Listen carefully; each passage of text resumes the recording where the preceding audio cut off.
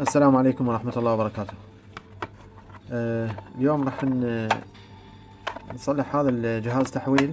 كلكم تعرفوا هذا موجود بأغلب البيوت، جهاز تحويل خطوط الكهرباء. هذا جهاز بسيط طبعا، حوالي 30 امبير. فهسه هو شنو الحالة بيه؟ خلينا نفحصه ونشوف. انا طبعا فتحت البراغي، طبعا مثل ما نوهنا الفحص على السيريس حتى يكون أأمن.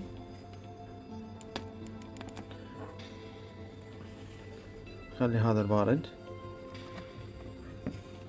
وهذا الحار الوطني اللي هي كهرباء الوطنية. تلاحظون ماكو. نربط أي مصدر 220، يعني كأنه هذا هو البيت، كأنه هذا هو البيت. نجي نتأكد منه يشتغل أو لا، نفحصه. هذا يصدر صوت ويصدر ضوء، فراح نخلي هذا البارد مشترك. وهذا كأنه هو البيت، عفوا، هذا كأنه هو المنزل، هو نفسه هو المنزل.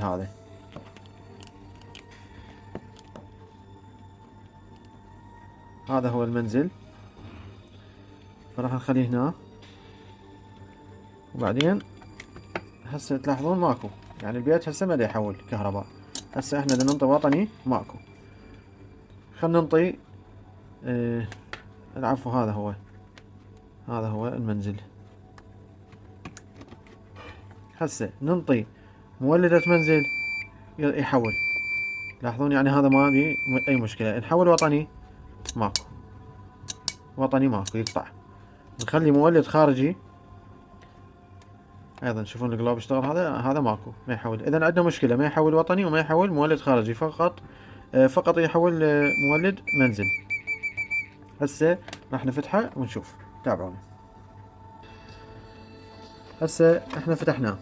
اول علامة مرئية يعني نشوفها بالعين المجردة، تلاحظون الفرق بين المكثف.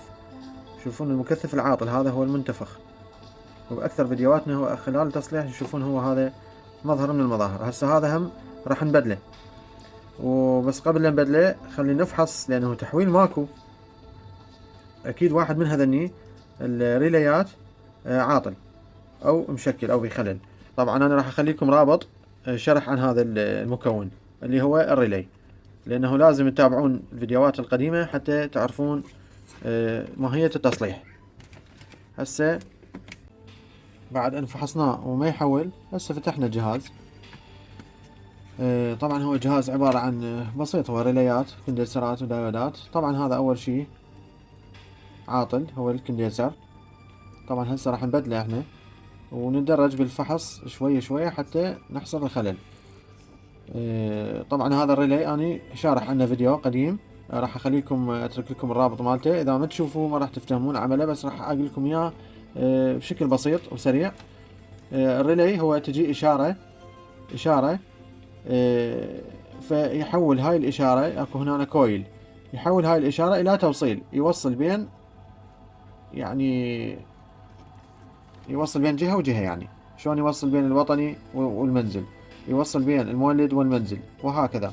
ويفصل بين نورمالي كلوز ونورمالي اوبن، يعني نقطة تفصل، نقطة نورمالي كلوز يعني نقطة تفصل، ونورمالي اوبن نقطة تفتح.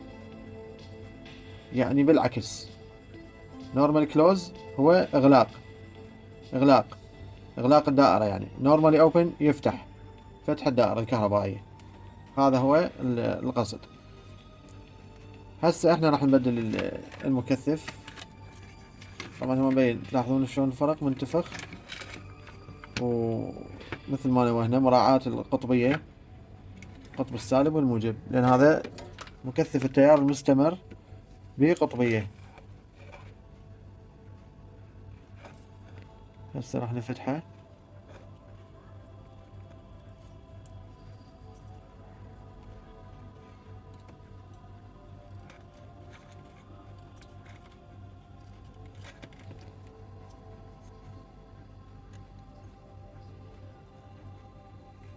نحفظ القطبية مالته. هذا البارد هو مرسوم على الكارت حتى نعرف. شوف شلون طاق.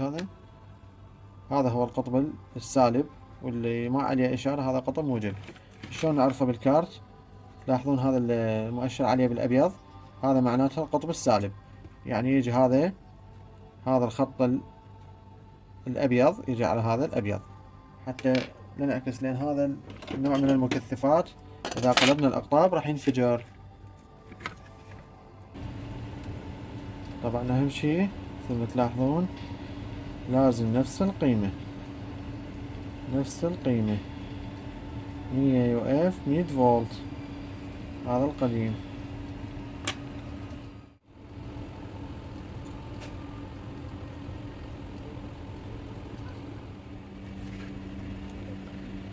طبعا هسه نجي نفحص الريلي، هو هذا اللي يحول الكهرباء. نعطيه فولتية 24.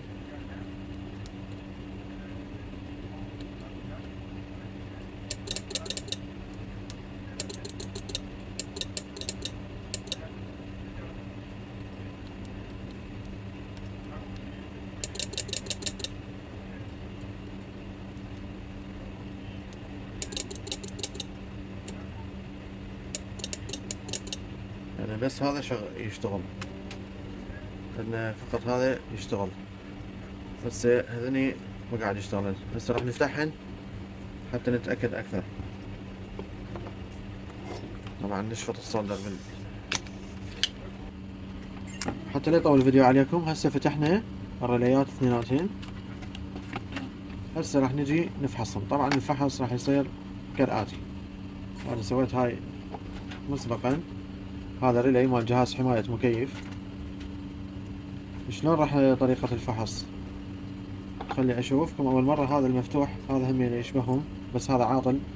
إذا ما تلاحظون شوفوا شلون بأثر احتراق، يعني بسبب زيادة الحمل والاحتكاك. شلون ربط هذا؟ طبعا هذا الريلي هذا خطين يجي، نورمالي كلوز ونورمالي اوبن.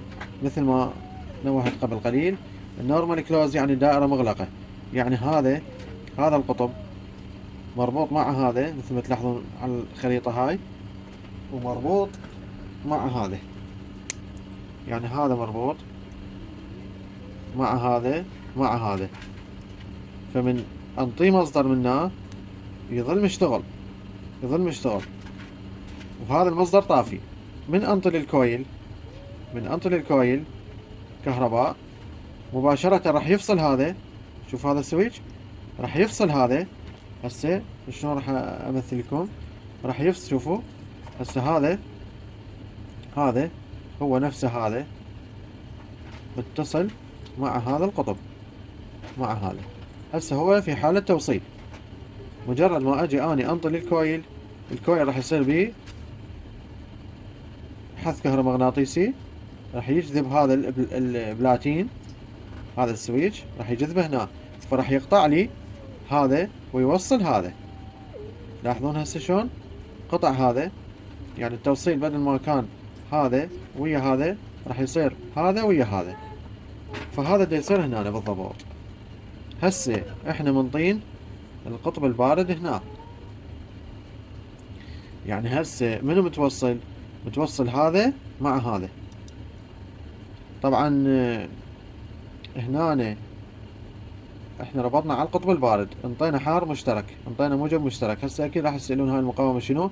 هاي المقاومة لان هاي الدايود الضوئي يشتغل، هذا ياخذ 3 فولت مثل ما تعرفون، واحنا الريلي يشتغل على 24 فولت.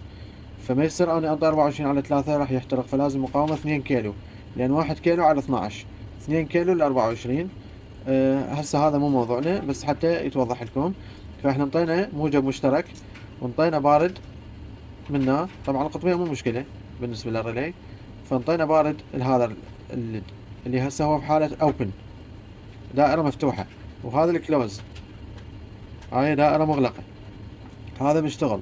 هسه انتبهوا هنا، مجرد ما اوصل هذا ويا هذا راح يوصل لان هسه قطب موجب واصل للكويل مال الريلي. مجرد ما اوصل هذا ويا هذا، لاحظون قطع هذا ووصل هذا، وخرته انا هسه من اوصل هذا وهذا، يعني راح يوصل بارد، راح يشتغل عندي الكويل، راح يسوي حث كهرومغناطيسي، راح يقطع لي هذا ويوصل هذا ويا هذا. لاحظون هسه اشتغل الليد الاحمر. هذا هو طبيعة عمل الريلي. هسه نجي على الكتابة المكتوبة عليه. طبعا احنا اذا راح نفحص هذني بنفس الطريقة ونشوف الكتابة اهم شيء.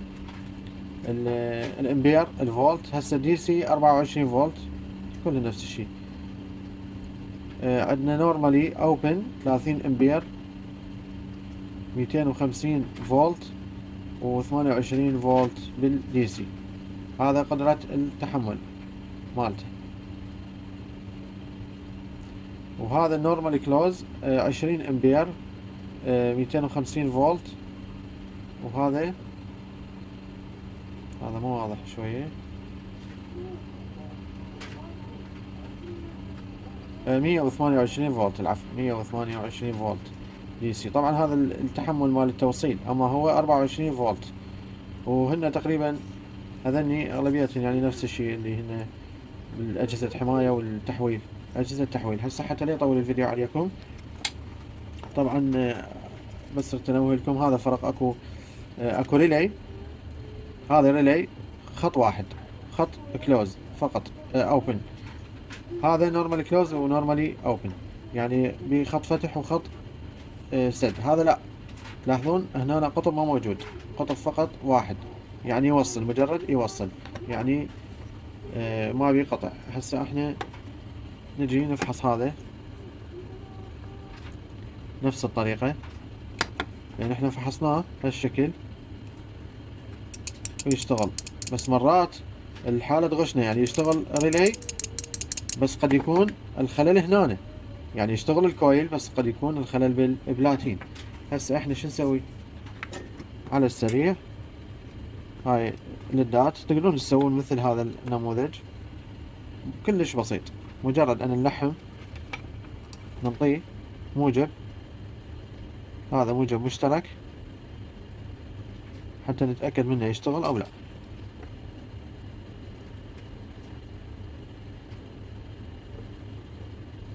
وايضا نعطي هنا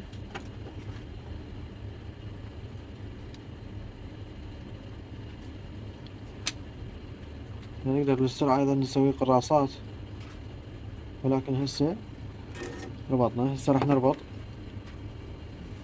بس حتى تصير عندكم واضحة الفكرة. هسه هذا الخط يشتغل، احنا راح نسوي شورت بين هذا وهذا، نشغل، يعني مو شورت وانما نشغل الكويل. هذا الريلي شغال، هسه هذا الريلي شغال. هسه حتى نفحص الريلي الثاني اللي هو هذا.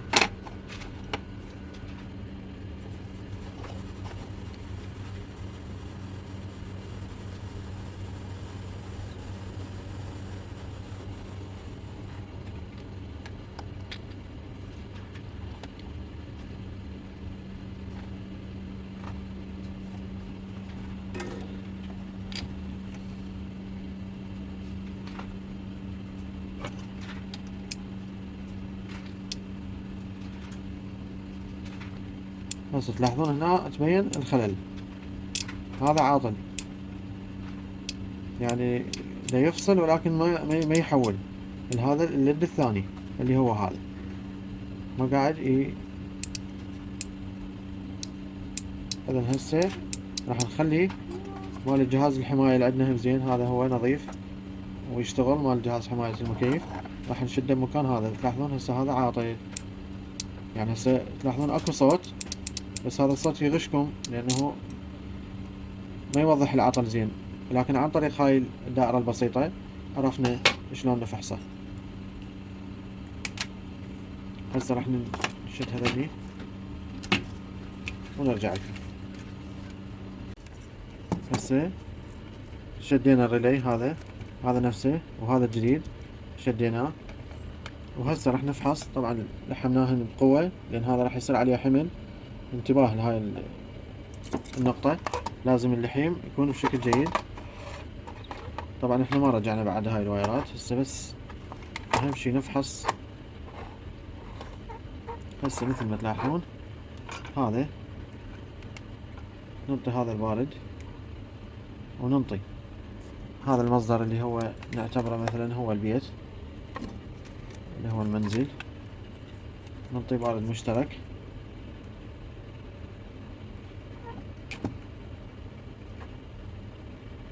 هذا ننطي بارد مشترك،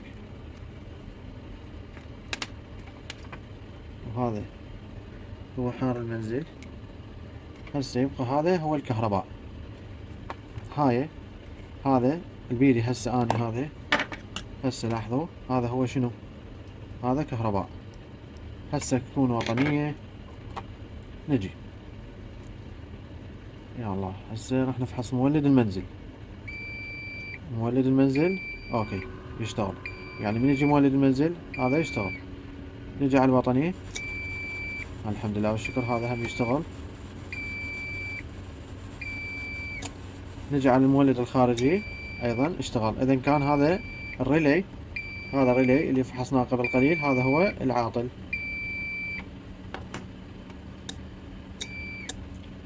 لا تنسون دعم القناة حتى نستمر خدمتكم، وشكرا للمتابعة وتحياتي للجميع.